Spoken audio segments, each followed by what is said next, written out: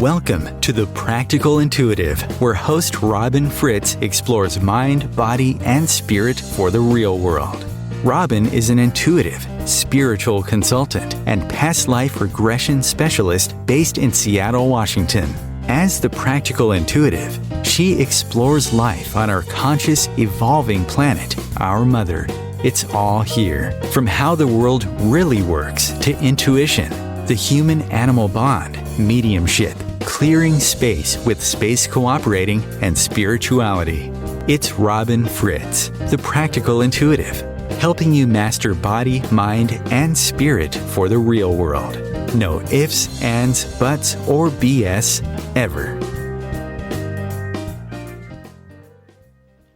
Welcome to the Practical Intuitive, Mind, Body, Spirit for the Real World. It's Robyn Fritz, and the show is airing today on July 5th, 2021, and I'm thinking, oh my God, I guess you can tell how old you are by being surprised at what the year is. But we're all in it together, right? So today we're going to talk about citizenship, and not just because it's the 4th of July weekend, a holiday in the United States, and we're beginning to see people getting vaccinated and getting better and people getting out. I'm actually going to a party outside this weekend. I mean, it's like amazing. The world is trying to recover from the pandemic.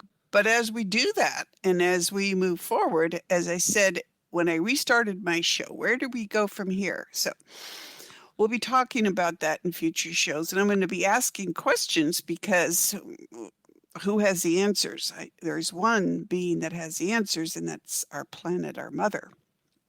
But we'll talk about how we find out new ways of living in this new world. And so today I want to talk about planetary citizenship, how we are human in a sentient world and why that matters and how we got to where we are today. So as we in the United States celebrate our second Independence Day in the pandemic, and as the world around us gets deep into the middle of the year, we are all trying to recover together. Many countries struggling without vaccinations.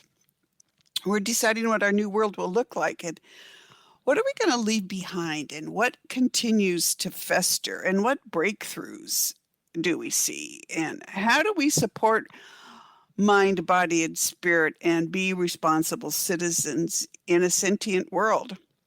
So how do we become planetary citizens and what does that mean for us in our respective countries? So we're going to talk about that today. So again, my name is Robyn Fritz. I'm based in Seattle, Washington, where we are for the last few days actually experiencing normal summer. Last weekend, we had 3 days of over 100 degrees, which we have never seen in the time that we've been recording temperatures. I'm sure it's happened before, but I live by the ocean with my reincarnated animal family, Ollie, my Cavalier King Charles Spaniel, who continues to be a handful at almost age 6, and my Russian blue cat, Karis, who doesn't think even 100 degrees is warm enough to get out from under the covers. So that's life at our house. But I offer intuitive and spiritual services and past life regression, and I work with the planet, and I want to talk with you about that today. But let's start by spending a few moments with my business partner, my crystal Fallon. Fallon is a citrine Lemurian quartz. No, I did not give him that name. That's the name he's had all his many, many, many years. And you can experience Fallon throughout the show. You experience him however your intuition works most strongly. So you may hear him talk with you. He tells great jokes. You may see him, and he often appears to people as a gold man. He is a male energy, and some people are afraid of seeing what a soul really looks like. So That means you may see him as a gold man or even experience him as a gold light. You may feel his energy, or you may just simply, okay, sorry. Broadcasting live here, and my cat has decided that she wants something now. Or you may simply know that Fallon is connected with you, which is hard, when your intuition runs towards knowing. So sit back in your chair. Please don't do this while you're driving. Sit back in your chair and take a deep breath and feel healthy, positive energy going straight to your gut, that space between your belly button and the top of your rib cage. And as you exhale, just feel yourself settling in your chair. And if you take another deep breath, think about what citizenship means to you. And as you exhale, again, just settle in. This is your time, our time to be together. And now, you can welcome Fallon's energy. Imagine it as a gold light going straight to your heart. Imagine with each beat of your heart, that gold light is flooding your body with healthy energy. It's allowing you to tap your self-love. And know that you'll be connected with Fallon throughout the show. So back to the subject today. Choosing planetary citizenship. What does it mean to be human in a sentient world? And why are we looking at that today? Well, for sure, say the last 300 years, and I would say really since forever, because we tend to point to our ancestors from wherever we are in the world, and our DNA doesn't necessarily align with our ancestral line. For me, it largely does. But we have ancestors all over the world, right? And there's been what we call the shamanic tradition. But even that has not really created the bond or helped us create the bond between human and nature, human and our planet, like I'm inviting you to do today. And not because it's me, but because this is what our mother, our planet, has asked me to do. And we all have a job. And boy, I learned, and I've said repeatedly, I am not a mechanic. I am in awe of the man who does who keeps my car running. I'm in awe of the people who keep food on the table for us or in the store so we can buy it. Everyone has a job to do, and this just happened. The last 300 plus years, we have simply not been as connected to our intuition as we could be. And I've noticed this in past life regressions, how people want to talk to a version of themselves in a previous lifetime. And those people, simple people, they're not bogged down by technology. They're not bogged down by say the mindset that humans are better than others. They're getting by, they're living their lives, but they were more connected to the world around them than we are. They're more connected to energy and how energy works. And we lost that. We lost that because we allowed ourselves to live more in our minds. We allowed the so-called Enlightenment that began in Western Europe to make us think that everything is there in our heads, which is where the misguided scientific idea of quantum physics came from, that everything comes from what we decide we can imagine in our heads. But, now with the pandemic, we've had a big time out. We've, have a chance to change things. We have a chance to say, hey, we stopped. We found out we could still survive. Most of us, we found out that we can take this opportunity to create something different, right? And we're working our way out of the latest calamity to face humans. And not just a pandemic, but uh, waking up to realizing things about our country, say in the world, that we weren't as aware of before. And I will say it for myself first. I knew we had problems with the police. I couldn't figure it out. I mean, I've pondered it for years. I didn't understand like white supremacy in the police movement. I did understand the militarization of the police. I do understand the problems of social justice, but it's become more acute, or we become more aware of it. And that's a good thing, right? But right now, as we, celebrate kind of the beginning of summer here in the Northern Hemisphere, as we celebrate the middle of the year, as we look to maybe getting at least a bit of a handle on the pandemic through vaccination. I pause every year, the 4th of July, and think like, what are we doing? This radical experiment in democracy and its foundering, right? So I think we need to think bigger, and that's what I want to talk about today. We need to think bigger and better. We need to think wider than we've been doing. In a sense, our understanding of the world has been very small, and really since the Enlightenment, since we thought we educated ourselves, since we allowed the thought processes of a few white men in Europe to tell us how to think and feel. We've moved away from our knowledge that the world around us is sentient, that our mother, our planet is sentient. And that's wrong. It's wrong because it's made us smaller. And I'll share some stories about that today. It's wrong because it's made us smaller, and it's wrong because it's basically wrong. So if we want to try to make the world better, why don't we start making it better from the standpoint of how the world really is and not how we imagine it to be? I think that would make a huge difference. And I hope you think so as well. But there are a few things I want to touch on too about that. And that is rage. And I know you're pausing, you're going like, wait, what? Rage? And I go, rage, yes, anger. So as we look at how we want a new world to look like, we have to look at what's festering, what continues to fester. And how does body, mind, and spirit deal with that? And wow, have you noticed how angry people are? It's like shocking.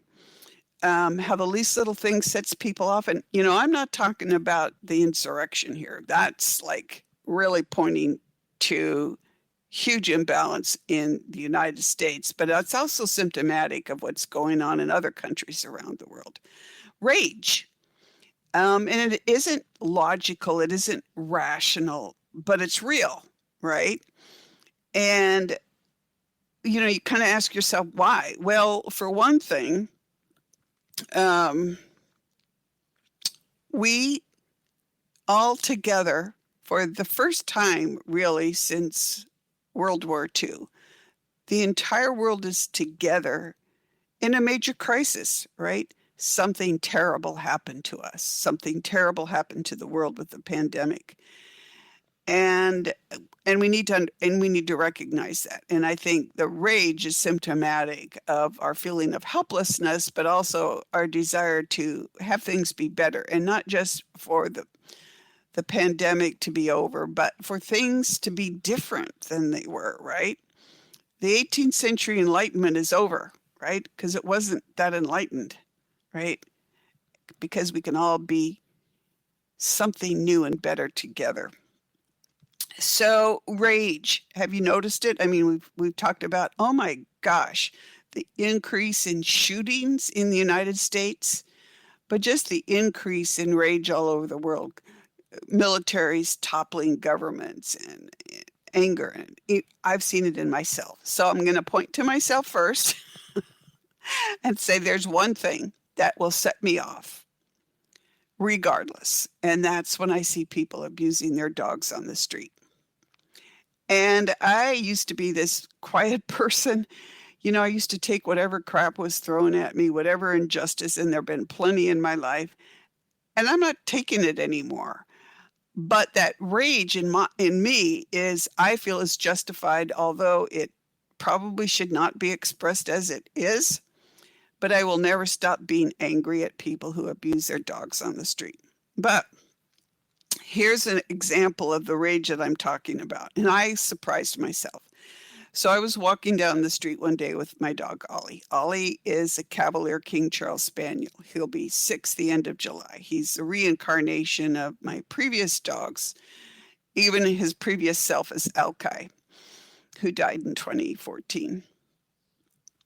And our experience with Alki dying was violent and terrifying. And I wouldn't want anybody to go through that. It was horrific, and tried as I could over 10 months, I couldn't save his life. And that created anger in me. It created PTSD. It created panic disorder, right? But Ollie and I are getting through this, and we're living our lives. And Cavaliers are, and they are dogs that can't defend themselves from anything but a cookie, right? They're not going to be able to. They just aren't built that way. They don't even have the teeth for it. I mean, you've got terriers have strong teeth. Cavaliers, yeah, cookie strong teeth. So one day a woman was walking by me. She was behind us on the street. Our street is closed through traffic. Thank goodness. It's one of the streets in Seattle where they've decided that maybe we don't need to cater to cars. We can maybe cater to the residents. So while the locals drive on the streets, they're pretty open for walking and biking and rollerblading and whatever people want to do. It's pretty cool, really. So a woman is walking behind us, and I turn and I see her, and she walks by me and she says, "Can my dog meet your dog?" And I said, "No, because I don't do that. I don't let strange dogs meet my dog. After losing my dog in a violent attack, there's no way." I said, "No." And as she walked by me, she said, "You're abusing your dog by not letting my dog greet your dog." All right, so it's time for a break. I'll finish this story after the break, and then we'll talk about what that means for looking at citizenship and rage and how we manage ourselves in this new world that we're creating. Hang on, we'll be right back.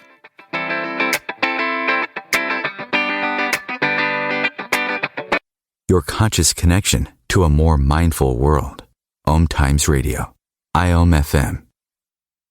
OMTimes Magazine is one of the leading online content providers of positivity, wellness, and personal empowerment. A philanthropic organization, their net proceeds are funneled to support worldwide charity initiatives via Humanity Healing International. Through their commitment to creating community and providing conscious content, they aspire to uplift humanity on a global scale. OMTimes, co-creating a more conscious lifestyle.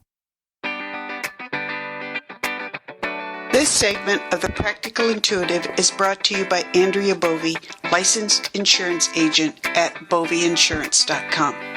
Andrea specializes in affordable health insurance for Americans of all ages. Yes, affordable health insurance exists. It's called a defined benefit plan. It's a budget concept.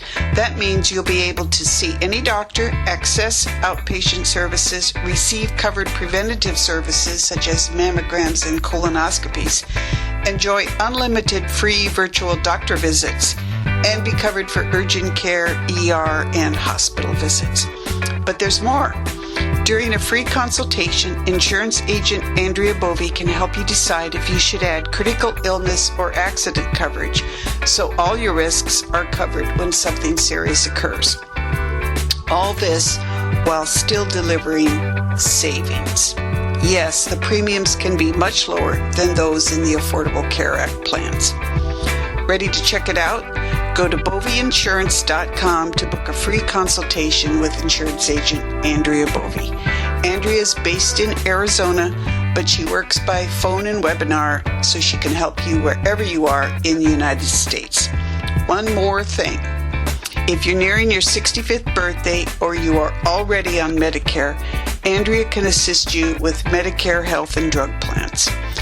Andrea works with her clients to find the best healthcare products at the best prices.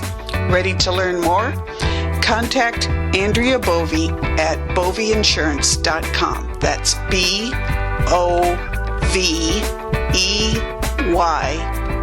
insurance.com.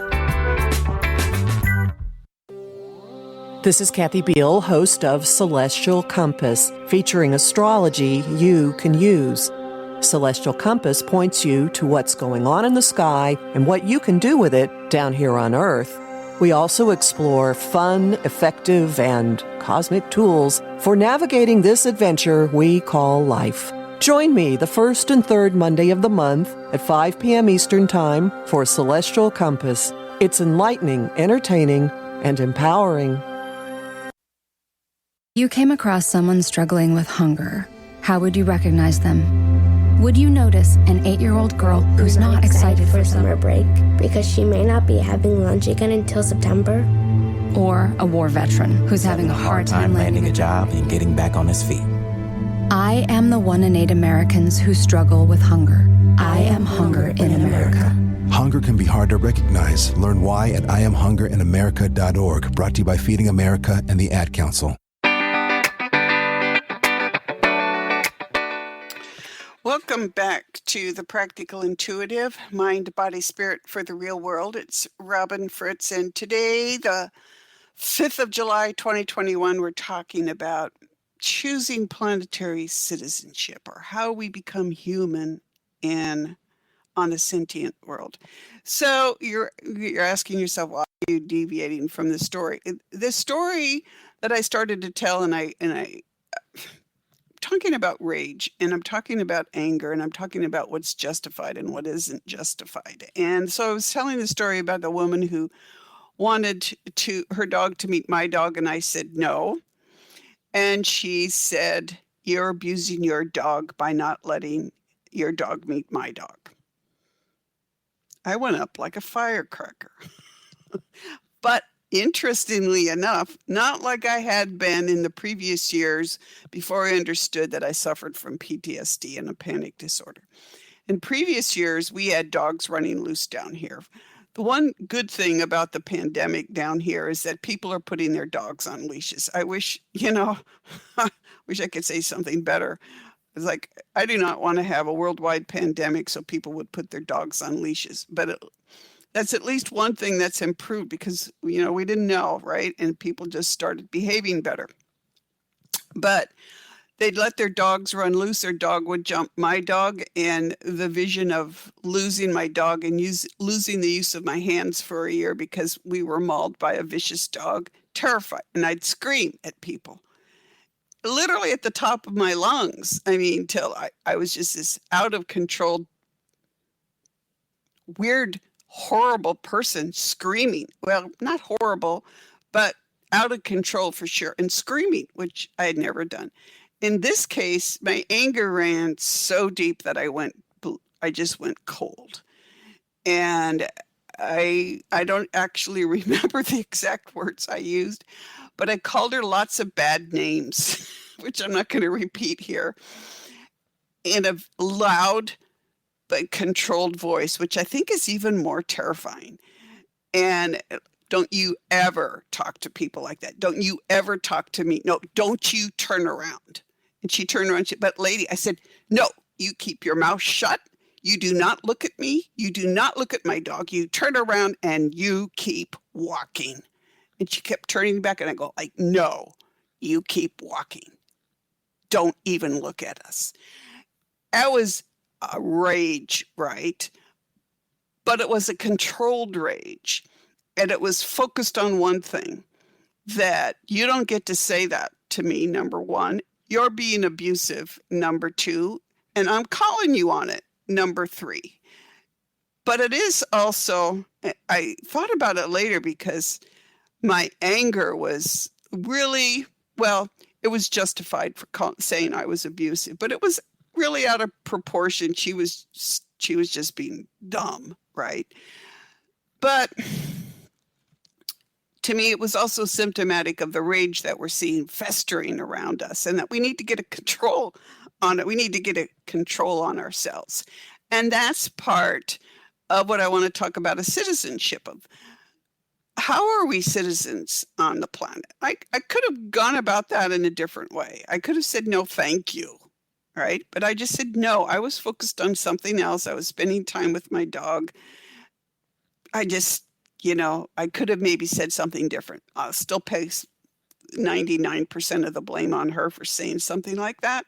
I have no idea what would prompt a comment like that or what was going on in her head. But isn't that the thing? When we're angry, when we're full of rage, are we really listening to ourselves or to what we're angry at or about? And I think that's one thing that the last year and a half has done is it's loosened our control over ourselves. And so how do we rein that back in? We choose a different way of living, right? We choose a different way of responding. So we choose resilience for one thing, right? And yes, I am still going to yell at people who abuse their animals on the street. There's no way I'm going to let that go, right? Ever, right? Which means I'm probably going to get into more trouble. But I'm not going to let that go because it's wrong, right? And people need to be called on it. So, but you can still choose a way of dealing with your rage and your anger, and you can choose a way of dealing with it that keeps us all as citizens together. And that incident did not do anything to create citizenship with people. In fact, it made people around us cross the street to avoid me because they could see how angry I was, but they could also see how in control of that anger I was and how I was focusing it, which might be even more terrifying, right? Because I knew exactly what I was doing. Are we knowing exactly what we're doing? I mean, how we've had this increase in gun violence in the United States, just shocking this in the last year or so. So here's what we think. Here's what we do. We know what's festering. We know what the problem is. We're afraid. We're uncertain. And fear and uncertainty can take us down. And when we're raging, we're not citizenship. We're not part of the whole. We're not looking at each other as what's wrong for you today? Can I help? Can we help each other? Do we just need to walk away? And on top of that, the rage that I had that day, what I have really noticed in the last year and a half is the uncontrolled rage of men. And another dog incident where I was out with my dog. He was peeing, and I didn't see the two people with their two labs coming up behind us. And the woman, I saw her coming. The woman let her lab, walk up right to my dog. My dog's back was to this dog, right? He didn't see him. And I turned to the woman. I said, "What are you doing?" I didn't even yell at her, which was abnormal for me because I'll yell if somebody scares me. And she pulled her dog away, and it was the man with her who started swearing at me at the top of his lungs, just really vicious stuff. And he walked by, and of course, and I just let loose with my vicious mouth because I didn't control myself. But I was stunned to look at him and to realize that she was afraid of him. And I was like, what are we doing, people? Not choosing to be citizens together. So if we're going to choose a different world, what is it going to look like, right? That we choose hope, that we choose resilience, that we choose courage and patience. And patience is something I need to learn with people and their dogs on the street. But like I said, I'm still going to choose to yell at people who are abusing their dogs. I don't know why, because they deserve it, and am I being like not disrespectful, but am I like being off topic here? No, because we need to choose what we're going to do to be part of society. And that's what citizenship is all about. How are we going to be just not ourselves and alone in isolation, but part of the whole? And how are we going to contribute to that? And what is it going to look like? So let's look at our experiment here, this experiment in the United States. We chose this very noble experiment to govern ourselves. And all of us who came here, from Europe, we were outcasts from where we were. Most of us, we were either poor or we had the wrong religious beliefs or whatever. And we got kicked out of where we were. We tried to find another place that we could be a family together. And we all came here, right? And this is a radical experiment. It was a radical experiment then, and it still is. Is democracy succeeding in other parts of the world? Not so much anymore, right? Because it's been usurped by this autocratic tendency that we're seeing in other countries around the world. It's looking messed up, right? So, what's the answer? We look bigger, we don't look smaller. We look at the bigger world and not the small one that we're living in.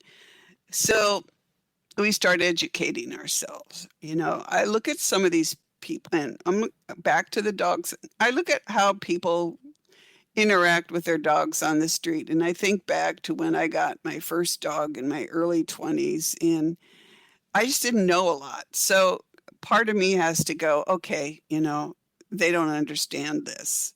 Or even though they were warned last weekend in Seattle, 3 days of over 100 degrees, we had over 200 dogs suffering heat exhaustion, not all of whom made it because their people were stupid, right? Or they weren't paying attention, right? We don't always pay attention. And so I look at some of the things that people are doing, and I think, okay, give them a break at a point, or find a way to create community out of that. I'm not always going to not yell at them. Okay, so back up and say, I am still going to yell at people, especially if they behave the way that woman behaved to me. But the level of my anger stunned me. Even as I was doing it, I was stunned at myself. It's like years of being repressed just came flat to me. I'm not going to do that anymore. And in a sense, it's good, right? Because I'm standing up for what I think is the right way to be citizens. And all the little small ways. I mean, as we look at Independence Day, we can say, oh, yeah, well, we need to fly our flags and we need to obey the speed limits. And listen, if you're not getting vaccinated in the pandemic, then you are not a citizen, period, of any country or any population of the world. It's not about you. It's about all of us together. And that's what citizenship means. It's all of us together. We're not perfect. I'm not perfect. I would like to be. Just ask my dog and cat. They'll tell you she's not perfect. But I try most of the time to be better. And that's what we can do together. We can, and we can educate ourselves. Franklin Roosevelt's the one who said, democracy cannot succeed unless those who express their choice are prepared to choose wisely. The real safeguard of democracy, therefore, is education. And boy, do we need to be educated. We need to educate ourselves. We can't just go to work, come home, turn on the TV. We need to sit down with other people and talk about, what does citizenship mean to you? What does it mean to you to be part of a neighborhood or a city? What does it mean to you to take care of the homeless? What does it mean to help somebody who needs child care right then and there? What does it mean to be just a good neighbor? I had a neighbor take me on a very long journey to see a specialist because I had a severe hip injury. And she was being kind because I was upset, right? And that's what we do for each other, right? We step in and we help each other. But we educate ourselves too on what it means to be in community, what it means to be citizens. So throughout the pandemic, throughout the social unrest, throughout the political crap that's been going on in the United States and in other countries, this rise of nationalism, which focuses on a few people who want to control the rest. Let's not be gullible. Let's not put aside common sense. Let's choose to be broad-minded and open-minded, right? And believe that we're all in it together, and because we are, right? And when you go into a rage like I did that day, was it fear? No, I wasn't afraid of her. I was really angry, right? But fear also prompts it, right? Fear is hard.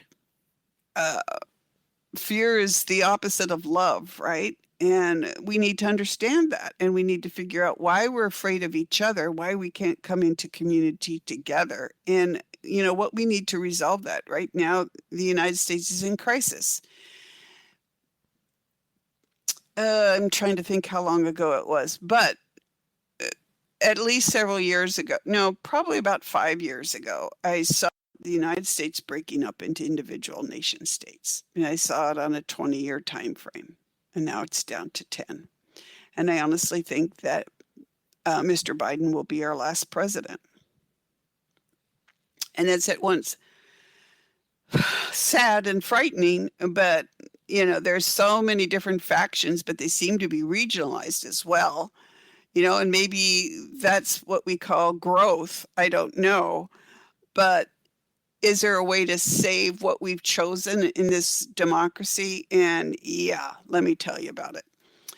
It's called looking at the various aspects of body, mind, and spirit, looking at what we can do, body, mind, and spirit, and then looking at the overall worldview. What if what we think of as democracy or as a country is really only the beginning?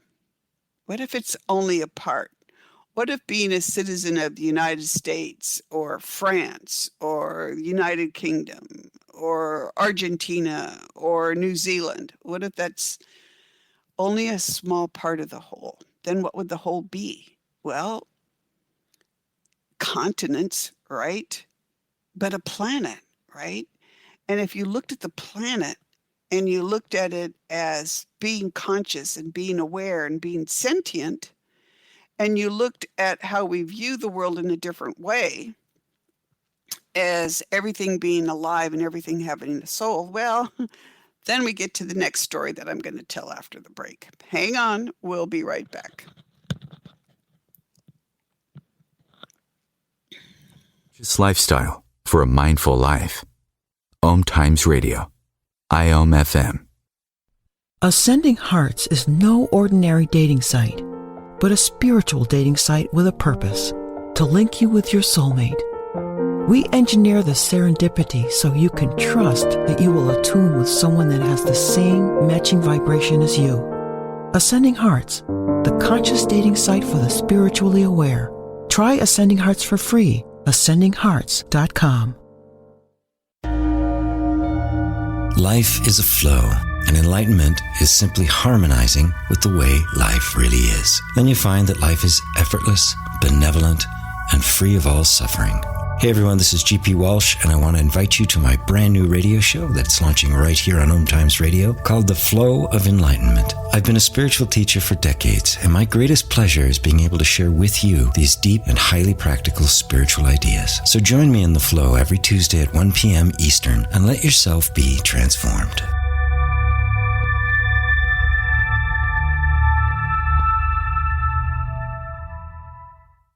If I could be you, and you could be me for just 1 hour. If you could find a way to get inside each other's mind. Walk a mile in my shoes. Walk a mile in my shoes. Walk a mile in my shoes. We've all felt left out. And for some, that feeling lasts more than a moment. We can change that. Learn how at belongingbeginswithus.org. Brought to you by the Ad Council. Walk a mile in my shoes.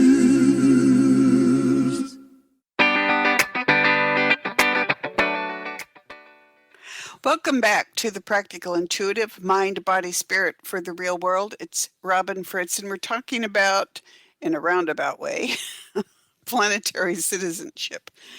What it is to be human in a sentient world. So we've talked about rage. We've talked about the pandemic, how there's a new world coming. And I've shared with you the decreasing timeline of our country, the United States, not being the United States of America anymore. Sad, but nothing lasts forever, except maybe the desire to love and to choose love. Okay? So, like I said, we've been thinking too small, and this is our opportunity to change how we're thinking. This is our opportunity to create a new world that we better serve, and that better serves us, right? To create this cooperative world where we're all in it together. So I bring up again the mindset that I call planetary connection. I made up the name, right? But I did not make up the mindset, right? It was retaught to me by all the beings that I work with, hurricanes and volcanoes and my desk and my computer and animals and trees and cars and our homes and our businesses, all of them over the years sat down and they talked with me. We talked about consequences. And I'll tell more stories about that as we go on. But the idea is that we have been thinking too small again, and we need to educate ourselves. And you can read me. You can't actually read any of this in a book. Well, you can in my books, but nowhere else. That even our ancestors didn't have quite the grasp on it that we need to have right now. And that's that the world, the universe, okay, but the world is a combination. It's all these different beings, right? And they're souls. They're alive. They're conscious, right? They're sentient. They have jobs to do, and they have a choice about doing those jobs. So free choice. They have a responsibility, but also free choice. And believe me, when you start connecting with all of these different beings, when you sit down and respectfully say, would you like to have a conversation? You'd be surprised at the opinions. You think humans are opinionated. Just wait. You'll laugh, and you'll also be really sober at what other beings have to say to us. And if you look at the world as a collection of sentient beings, didn't the idea of citizenship just grow exponentially? It's like, oh my gosh, it's much bigger than just humans together. It's much bigger than just our families together. It's much bigger than our planet, but I may get into that today. And again, I may say that for another day. But here, let me tell you this story. So some years ago, I was, I'll say probably goofing off, but just exploring intuitively and experimenting with talking with other beings. It was something that I'd forgotten since I was a kid. And, I'd been born doing that, and I'd doing that as a young child. And the reason I hung on to that is because nobody paid any attention to me. I was a girl, and girls weren't worth paying attention to in the mindset that I grew up in, right? So I was just the strangest kid my parents ever knew. Still, and on June 30th, it was 27 years since my dad died. So anyway, one day I was experimenting by talking with other beings, and I was suddenly somewhere else, right? It's what I now know as astral traveling. I was suddenly somewhere else, and I could tell I was somewhere else, very conscious that I was astral traveling, and I showed up in this place, and there were all these different beings walking around. You can't even, describe all of them. They, trees that look like they had human characteristics and all kinds of different beings. And I was fascinated. And I was just looking around, and I could feel that next to me and to each side, there was one other human on each side. So there were three of us. But the other two were hanging back. They were kind of behind me. And I was standing right out there. And I'm looking around, and I'm noticing that there weren't any humans there. And I'm just looking around, and I'm like, there was this like giant table, and it was like everybody was coming together at the table. It was like a party, right? Think of the 4th of July on a universal scale. So I'm looking around, and some were sitting down at the table, some were walking around, but one of those beings, a very tall male figure, and literally I only experience other beings as male or female, so I don't get into gender beyond that. So this male figure, very tall, came rushing over to me, and he was very concerned and very upset. And he said, "Where are the other humans? Where are the rest of the humans? Don't you know how important this is?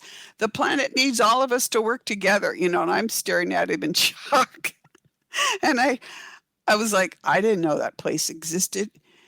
And so I'm pretty sure nobody else did either. So I said, I don't think other humans know this place even exists. Like, what is it? What is this place? And he said, this is the table of life. It's where we all work together to help the planet stay healthy. Where are the other humans? And that's it, right? Where are we? We're not doing our jobs as citizens of the planet. So we need to think beyond our neighborhoods, our families, our neighborhoods, our cities, our counties or states as we have them in the United States, our countries, right? Our continents. We need to think beyond that and to think that we are citizens of this planet and this planet is alive. Now, I told you in the first show, Where Do We Go From Here, that I talk with our mother, our planet. I've done that for years. She's talked with me, but things have changed. There are people that work directly with the planet, and that's their job, and that's my job. And nobody pays me for it, unfortunately.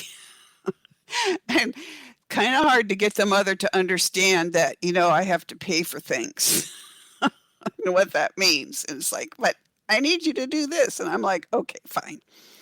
Right? But think back to the table of life, people, and think about citizenship and think that the only empty seats at the table of life were reserved for humans, and we were not there. And I'm sure lots of you listening would want to be there, right? Because you should be. We just didn't know about it.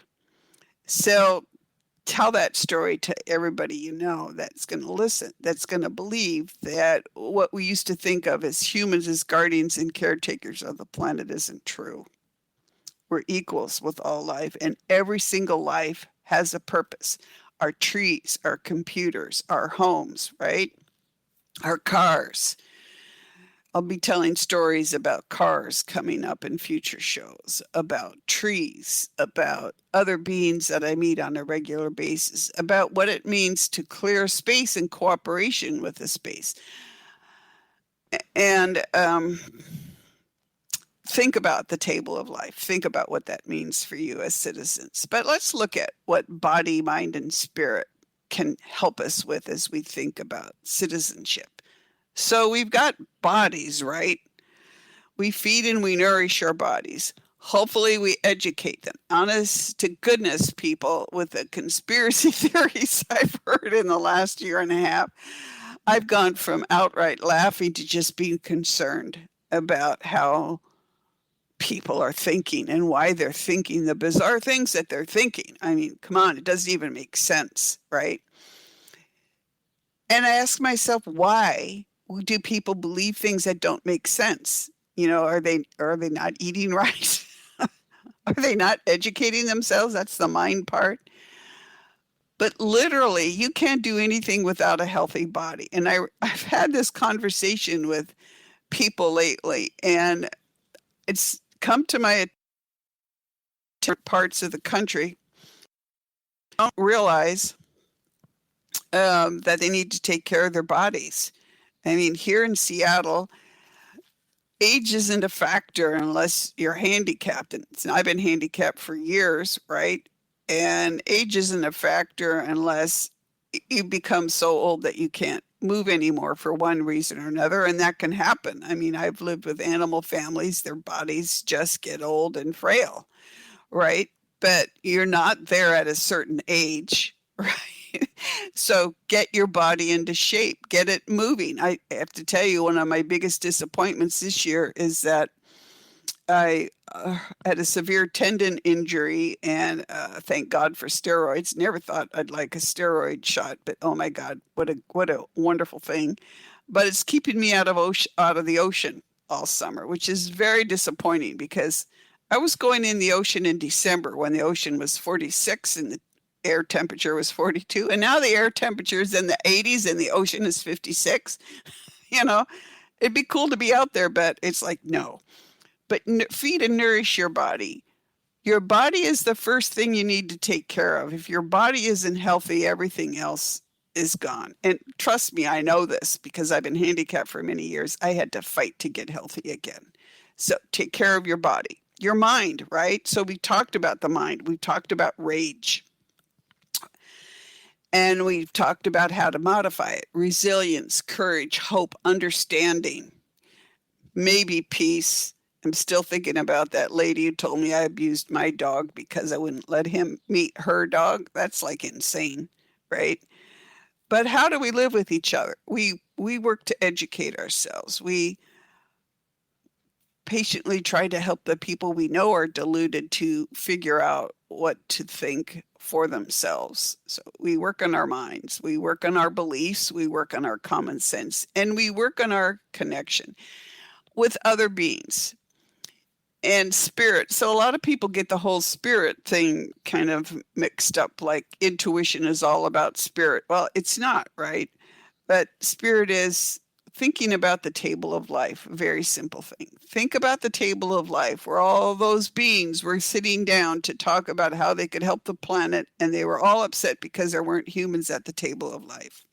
You can be there at the table of life. You should be there. That's your job. That's your job as a soul that chose a human body, just as it's the job of my dog who chose a dog body, and my computer, Your Majesty, she says her name is, who chose to be a computer in this particular incarnation. And think of democracy, our citizenship that we've chosen as this particular form for us right now, as sacred. Think of our lives as sacred, and our jobs on the planet as sacred, and our need to recognize that everything around us, starting with our mother, our planet, is sentient. And how do we live together in a sentient world? That's what we need to be thinking about. So as we expand, to being human in a sentient world, and looking at body, mind, and spirit, and looking at each of those areas, and how can we continue to improve our personal lives in those areas? How can we be open and loving, not just to ourselves, but to other people? I'm going to think about it later, but even to the people who say nasty things to you about your dog on the street, right? But think of something like democracy as a world ideal. So what is it about democracy? The idea that we can govern ourselves, right? And that together, in harmony with all the beings on the planet, we can govern ourselves together. We can help our planet be the healthiest that she could be and help her continue to grow. She's constantly evolving. She's not the same mother that she was even a decade ago, right? She's our mother, and she's the basis of everything. So we look at all life as being sacred, that we need each other, that we are all equal and divine, right? Every being. I have to pause when I see a spider, for example, or an ant, which are driving me nuts right now. We are all accountable for our actions, right? Even our rage. We all have jobs and responsibilities, and we need to think about consideration and respect and compassion and self-love. What does self-love do for you? Serve each other, serve ourselves, and hope that we will get help when we need it, that we can offer help when it's needed, and that we choose integrity, we choose responsibility, and we choose service. And if we looked at life as it really is, as sentient, as conscious as everything, having a soul and a job to do and a responsibility to do it, and free choice and opinions, then we're really human, and we're really living on a sentient planet. And, we always make mistakes. We make mistakes throughout history, right? And we're always making mistakes. The problem is we need to keep learning from them. And we kind of stopped learning in this last year and a half. We were fighting for survival, and we stopped connecting with each other. In body, mind, and spirit, we can start over with love. So love yourself first and extend that out, body, mind, and spirit, to everybody around us. And maybe we can come together, and maybe planetary citizenship can be a real thing. I mean, it is for every other being but humans, and humans now know we can strive to be connected and equal with the rest of the planet. And truly, we are not alone. anymore when we think that. Right now, we're looking for life on other planets. Well, yes, it's out there, and yes, it's coming, because I've talked with them. And I'm like, what? But here's the thing. We need to reach out with love. And we need to try and keep trying and keep trying and keep trying. And we need to be citizens. So whatever that means to you, reach out and explore the world around you. Explore the world as a sentient being. Use your intuition, however it works for you, to connect with the world around you. Go out and visit a tree. Go out and find out what your car is up to, or the sidewalk, or your government buildings. I literally had an encounter with the U.S. Capitol several weeks after the insurrection. I wasn't expecting that. That being came here. There, everything is alive. So think about that. Choose citizenship. Choose love. Choose being part of the world as a sentient whole. We'll talk about this more. You can connect with me at my website, robynfritz.com. Let me know how I can help. I offer a variety of services, and you can find my book on the afterlife. The afterlife is a party. What people and animals teach us about love, reincarnation, and the other side, at Amazon currently. I have other things coming up. Join me here at OMTimes Radio on the first and third Mondays of the month. Thank you for joining me. Take care. Figure out what planetary citizenship means to you, and then go do it, my friends. Thank you and goodbye.